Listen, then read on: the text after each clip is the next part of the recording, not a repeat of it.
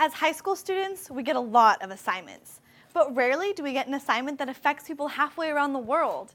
Students at this high school got the opportunity to do just that, and it fits inside a suitcase. Let's head inside to find out more about it. At Laguna Creek High School in Elk Grove, California, this classroom looks more like a workshop. Very heavy power tools, the saw, the drill, nail gun, a lot of dangerous stuff. And what kind of class requires hard hats and safety goggles? It's called GETA, stands for Green Energy Technology Academy. It involves a lot of solar stuff, working with solar panels, wind turbines. And we're building solar suitcases. One of the pieces we're going to build today, I'll walk you through it, is this support piece right here. All right, when this is in the case, it keeps the components protected. See all the wiring here? Eric Johnson is the coordinator and instructor for the Green Energy Technology Academy. The other thing I want to show you is actually how to start drilling the holes correctly on the component board here. Really the way it works, it starts with the sun, and with the radiant energy of the sun, it's collected by the solar panel. That turns into electrical energy, and then we interface the panels with the system through this plug and this outlet right here. Once the energy comes into the system, it runs to the charge controller, and then it runs out to the battery to be stored. Like other suitcases, this one is well packed, but not with clothes and a toothbrush. Oh, very cool. And so this is a 15-foot cord. You can imagine in the middle of a hut, you just have this hanging, that's lighting the entire hut. A hut? That's right, these suitcases travel a long way. These are some of the people who use the solar suitcases. They power computers at a Nigerian school.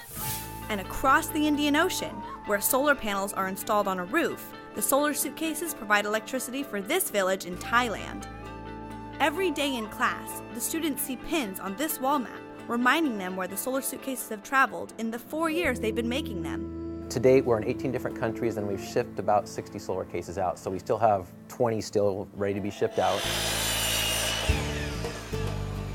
At first, I was just like, whoa, what is this? Never really worked with tools before, but as it went on, we were actually really excited about it. And I was like, wow, this is really cool. We're actually going to be helping people. At first, I was really scared to use the different saws because I thought it would chop my fingers off. Our teacher, Mr. Johnson, he introduced this solar suitcase, which we have no idea about. We didn't even know it existed. Right here, pull the trigger, and the guy's in there. Okay, now I'm going to do the bottom piece the same way, pull it a little bit closer to the edge. The students began working on the basic cases as sophomores, and by their senior year, they're customizing them specifically for teachers or doctors, or even for use in disasters. We're actually adding solar-powered water filters. Along with that, we have the silver apparatus that we're working on, and also a entire list of a disaster relief kit. We have the emergency blanket. We had toothbrushes, we had the water tablets. That means the solar cases can not only improve lives, they can also save them. What are some of the other educational benefits that students get from building these solar suitcases?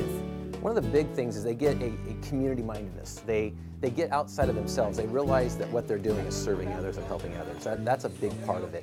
When it's sent out, it gives us a feeling that we're able to help them, and that to me personally makes me feel really happy about my work and know that I'm helping someone out. All right, and this is a power miter saw. So when you put this up against the solar case, this matches the side of the solar case. You follow that? So far, only the teachers have actually traveled overseas with the cases and instructed villagers on how to use them. So this takes sunlight, all right, converts it to electricity. But the next suitcase delivery might be made by the students who assembled them. We're trying to take a group of students to Sierra Leone over our Easter break here in late April, and hosting a solar workshop, show the villagers there how to use and maintain the solar cases. But it's clear the students don't have to travel with the suitcases to appreciate all the good they do. It's a nice feeling, being able to help someone else in a different country who they don't have the same resources as we do here.